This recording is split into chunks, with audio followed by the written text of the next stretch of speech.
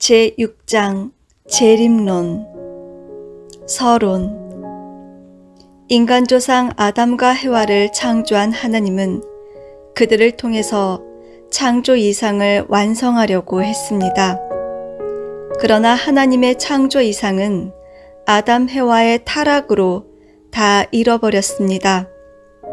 아담이 타락한 직후부터 하나님이 메시아를 보내 창조 이상을 완성하기 위한 섭리를 하신 것이 인류 역사이고 복귀 섭리 역사입니다.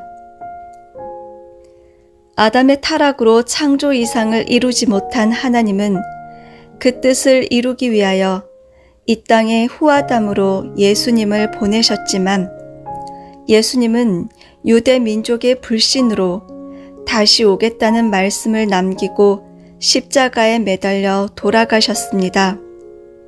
그래서 오늘날까지 많은 기독교인들이 다시 오시는 주님 만나는 것을 소망해 왔습니다. 다시 오시는 주님은 세 번째 아담이라고 할 수 있습니다. 하나님의 섭리는 3차로 완성되기 때문에 다시 오시는 세 번째 아담을 중심으로 반드시 하나님이 소원하시는 자유와 평화와 통일과 행복의 세계가 지상과 천상에 이루어질 것입니다. 다시 오시는 주, 곧 재림주는 기독교에서만 기다리는 분이 아닙니다. 불교에도 미륵불 신앙이 있어서 나름의 준비를 하며 미륵불이 오기를 기다립니다. 미륵불은 불교의 재림 부처입니다. 유교에서도 공자를 존경하고 사무치게 그리워하는 신앙자들이 신공자의 출현을 기다리고 있습니다. 그들이 말하는 신공자는 재림공자일 것입니다. 이처럼 종교마다 재림을 소망하는 신앙이 있습니다. 그러나 재림주와 미륵불과 신공자가 각각 따로 오시는 것이 아닙니다. 결국에는 모든 재림의 신앙이 하나님을 부모로 모시는 하나님의 아들 한 분에게 귀결됩니다. 그분을 중심에서 새로이 하나님 나라의 질서를 편성하기 때문에 인류는 모두 하나가 될 수 있습니다. 그런 점에서 재림주를 기다린다는 것은 모든 종교를 통일할 수 있고 모든 사상을 통일할 수 있는 중심된 지도자를 기다리는 것이며 인류의 참된 부모가 되는 소망의 중심을 기다리는 것입니다. 그렇다면 먼저 재림주님은 어떻게, 언제, 어디로 오실 것인가를 명확히 알아야 합니다. 1. 재림주는 어떻게 오시는가? 기독교인들은 예수님의 재림에 대해서 크게 세 가지로 생각해 왔습니다. 첫째는 성령 강림이 곧 예수의 재림이라는 생각이고, 둘째는 영체로 재림할 것이라는 생각이며, 셋째는 구름을 타고 재림할 것이라는 생각입니다. 그런 이견은 결국 예수님의 직접적인 재림이냐 사명적인 재림, 곧 제3 아담의 출현이냐 하는 문제로 압축됩니다. 방가로 1. 성령의 강림이 재림인가? 성령의 강림을 예수님의 재림일 것이라고 믿는 사람들이 있습니다. 그런데 성령 강림은 예수님 재림이 아닙니다. 사도행전 2장 1절부터 4절까지를 보면 오순절날이 이미 이름에 저희가 다 같이 한 곳에 모였더니 호련히 하늘로부터 급하고 강한 바람 같은 소리가 있어 저희 앉은 온 집에 가득하며 불의 혀같이 갈라지는 것이 저희에게 보여 각 사람 위에 임하여 있더니 저희가 다 성령의 충만함을 받고 성령이 말하게 하심을 따라 다른 방언으로 말하기를 시작하니라 하는 말씀이 있습니다. 만일 오순절에 강림한 성령이 예수님의 재림이라면 이미 그때 예수님이 재림하신 것으로 보아야 합니다.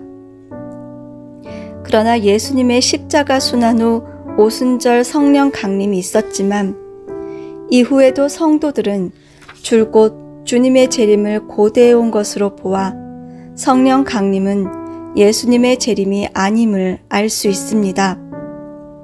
오늘날 신앙인들 가운데 예수님의 영적 지도를 받거나 성령의 은사를 풍성히 받는 사람은 내게 주님이 오셨구나 라고 느끼며 그것이 재림이라고 생각하기도 합니다. 그것은 원래 하나님이 뜻하시는 재림이 아닙니다. 방가로 2. 예수님은 영체로 재림하시는가? 예수님의 영체가 이 땅에 인간에게 임하는 것을 재림이라고 보는 사람도 있습니다. 예수님의 영체가 성도와 함께하고 성도를 지도하는 것을 재림으로 생각했습니다. 그건 역시 재림의 근본 뜻은 아닙니다. 예수님은 부활하신 뒤에 영체로 수없이 나타났습니다. 12 제자 가운데 마지막까지 살아있던 사람은 요한입니다. 사도 요한이 반모섬에 유배되어 갔을 때도 예수님이 여러 차례 영적으로 나타났습니다.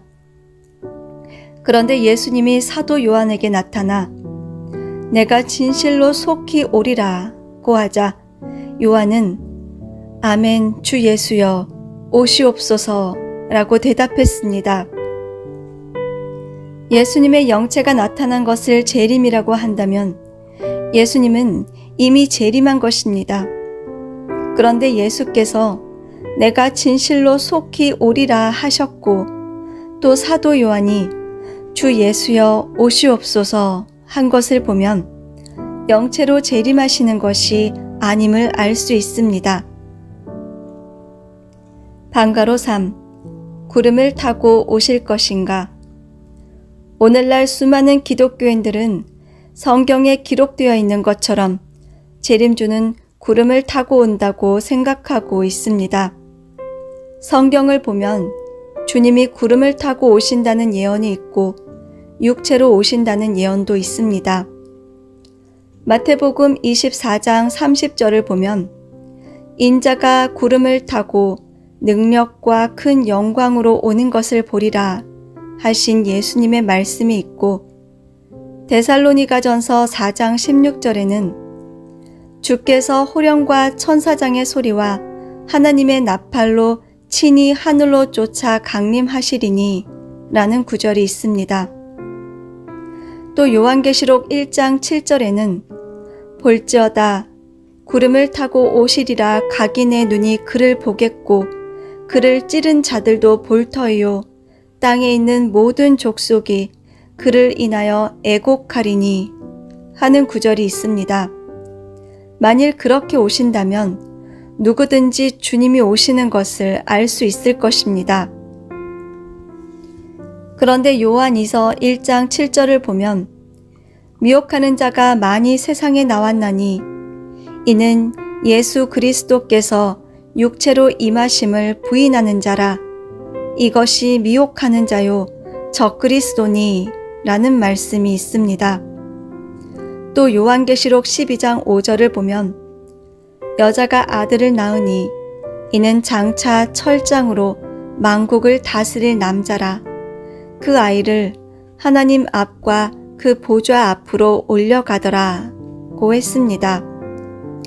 여자가 잉태하여 낳은 아들이 장차 철장을 가지고 만국을 다스린다는 것입니다.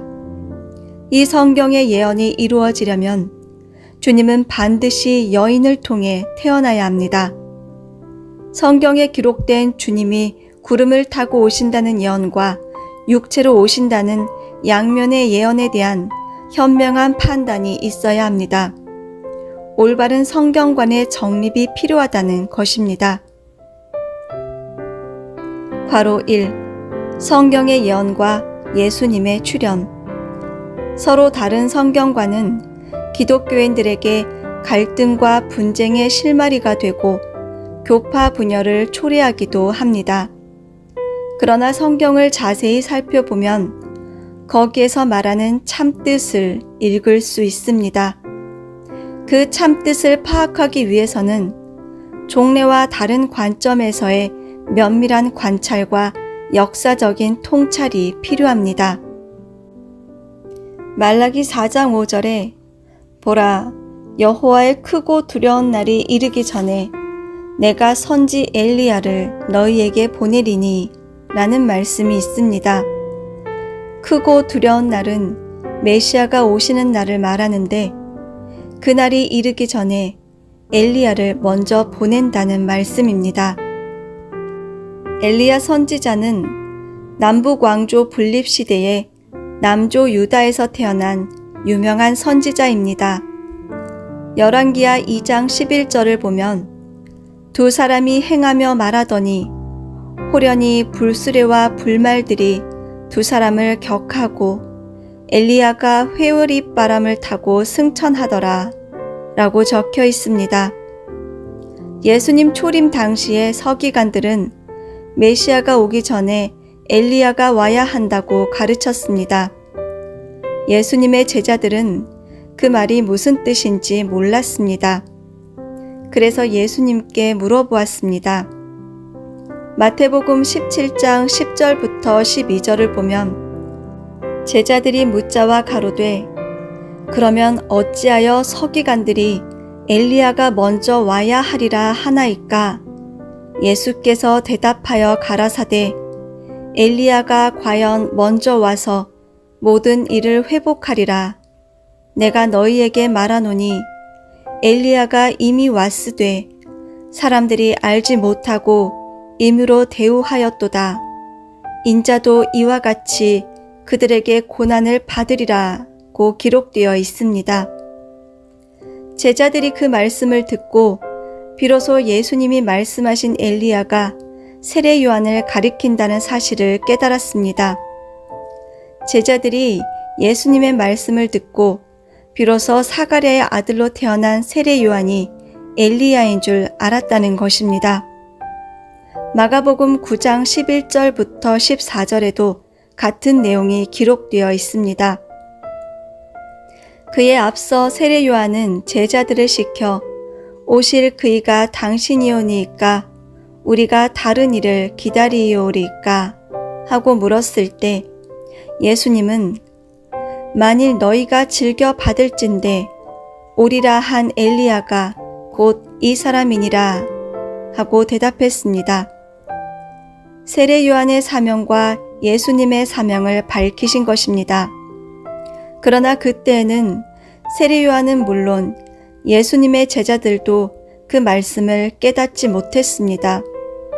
그것은 외형을 가지고 두 사람을 판단했기 때문입니다. 예수님과 이종간인 세례 요한은 제사장 사가랴의 아들로서 훌륭한 신앙자였고 예수님보다 6개월 먼저 태어난 형님의 입장이었습니다. 세례 요한은 어려서부터 훌륭한 신앙생활을 했습니다. 유대 민족은 그런 세례 요한을 얼마나 위대하게 봤는지 누가복음 3장 15절에는 모든 사람들이 요한을 혹 그리스도신가 심중에 의논하니 하는 구절이 있습니다. 세례 요한의 말 한마디에 이스라엘 민족 전체가 믿고 따르게 되어 있었습니다. 하나님은 초라한 예수님 앞에 그렇게 위대한 엘리야를 세워 그가 예수를 증거함으로써 전체를 하나 되도록 하고 민족을 한꺼번에 수습할 수 있도록 했습니다. 그 말씀을 들은 제자들이 세례 요한이 엘리야라고 하더라고 전합니다.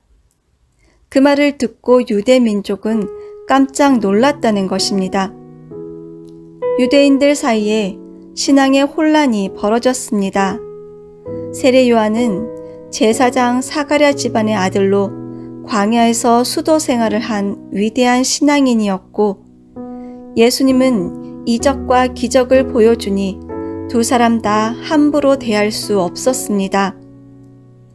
요한복음 1장을 보면 유대인들은 세례 요한에게 가서 네가 누구냐고 물었습니다. 그때 만일 세례 요한이 자신이 엘리야라고 고백했으면 다 끝났을 것입니다. 그렇게 되었다면 예수님은 유대의 왕이 되고 인류의 메시아로 출발했을 것인데 세례 요한은 그만 나는 아니라 하고 부정했습니다. 유대인들이 네가 그 선지자냐고 묻자 세례 요한은 나는 선지자 이사야의 말과 같이 주의 길을 곧게 하라고 광야에서 외치는 자의 소리로라 라고 대답했습니다. 그러자 또 네가 만일 그리스도도 아니요 엘리야도 아니요 그 선지자도 아닐진데 어찌하여 세례를 주느냐고 물었습니다. 이에 세례 요한은 나는 물로 세례를 주거니와 너희 가운데 너희가 알지 못하는 한 사람이 섰으니 곧 내 뒤에 오시는 그이라. 나는 그의 신들매 풀기도 감당치 못하겠노라 라고 말했습니다. 세례 요한은 말은 그렇게 했지만 인간적인 입장에서 생각하며 예수님을 부정했습니다. 예수님과 세례 요한을 비교해 볼 때 유대 민족에게는 예수님보다 세례 요한이 훨씬 훌륭하게 느껴졌습니다. 예수님은 세례 요한을 엘리야라고 했지만 세례 요한은 이미 자신이 엘리야가 아니라고 대답했기 때문에 유대 민족은 세례 요한의 말을 따르게 되었습니다. 예수님을 이스라엘 민족이 배신하고 제사장, 서기관, 율법사들이 배신한 것입니다. 그래서 예수님은 십자가의 길을 가게 됩니다. 이처럼 엘리야의 재림을 놓고 유대교인과 예수님의 해석이 달랐습니다. 유대교인들은 엘리야가 구름을 타고 하늘로 올라갔기 때문에 다시 구름을 타고 올 것이라고 굳게 믿었습니다. 구약의 엘리야와 다시 오는 엘리야를 동일한 인물로 보았습니다. 그런데 예수님은 엘리야가 구름을 타고 오는 것이 아니라 한 여인을 통해 태어난 새로운 인물이 엘리야의 사명을 하러 온다고 보았습니다. 유대교인들은 문자 그대로 엘리야가 구름을 타고 온다고 믿었지만 예수님은 이를 다른 뜻으로 해석한 것입니다. 유대교인과 예수님의 엘리야 재림에 대한 성경 해석법이 달랐는데 오늘 우리 시대의 재림을 놓고 주는 교훈이 아주 큽니다. 사도행전 1장 9절 이하를 보면 십자가 죽음 이후 예수님이 부활하여 사도들에게 성령으로 이르고 승천하는 모습을 보고 있을 때 흰옷 입은 두 사람이 그들 곁에 서서 갈릴리 사람들아 어찌하여 서서 하늘을 쳐다보느냐 너희 가운데서 하늘로 올리우신 이 예수는 하늘로 가심을 본 그대로 오시리라 하였느니라 라고 책망하는 장면이 나옵니다. 오늘 기독교인들은 구름을 타고 승천한 예수님처럼 재림주가 다시 구름을 타고 온다고 믿고 있습니다. 엘리야가 구름을 타고 하늘로 올라갔기 때문에 구름을 타고 오실 줄 알고 있던 유대교인들과 똑같이 성경을 해석하고 있는 것입니다. 성경 구약에도 메시아에 대한 두 가지 예언이 있었습니다. 다니엘서 7장 13절에는 주님이 구름을 타고 온다고 했습니다. 그러나 이사야 7장 14절에는 보라, 처녀가 잉태하여 아들을 낳을 것이요 그 이름을 임마누엘이라 하리라 하며 예수님이 오실 때 여인을 통해 육신을 쓰고 오신다고 했습니다. 다니엘 선지자와 이사야 선지자는 구약시대의 유명한 예언가요 대선지자입니다. 다니엘 선지자는 메시아가 오실 때 구름을 타고 온다고 예언했고 이사야 선지자는 육신을 쓰고 온다고 했습니다. 예수님은 실제로 마리아의 몸을 통해 태어났습니다.